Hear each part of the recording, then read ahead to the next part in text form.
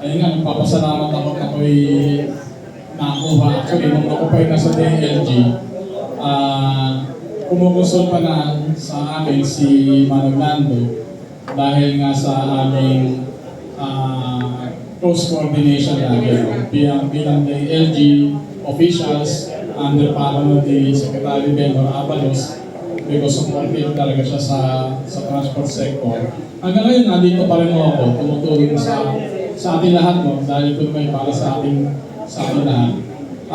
Tama po yung sinasabi niya, importante yung talaga ang laging pagdadamayan o pagtutulungan ng ating mga departamento, no, sa gobyerno at ang mga leader ng transport sector. Tulad din ng DLG, DOTR, lahat po yan. Kailangan po tayo magtulong-tulong. Kaya nga importante lagi ang consultation, importante lagi ang nag-usap. Kailangan po mahaba PC. Alam naman po natin lahat yan bilang mga leader. Marami po talagang kumbaga sa humps, no? Parang humps po yan. Pag bumabiyahe, maraming lupa, maraming humps. Pero ganun pa man, dapat ang tingin natin lagi ay kung saan tayo papunta.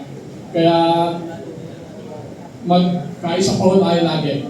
May mga munting sigalot, pero lagi po dapat tayo nagkakaisa para po sa kinabukasan ng ikagaganda ng ating serbisyo para sa ating mga mamamayan.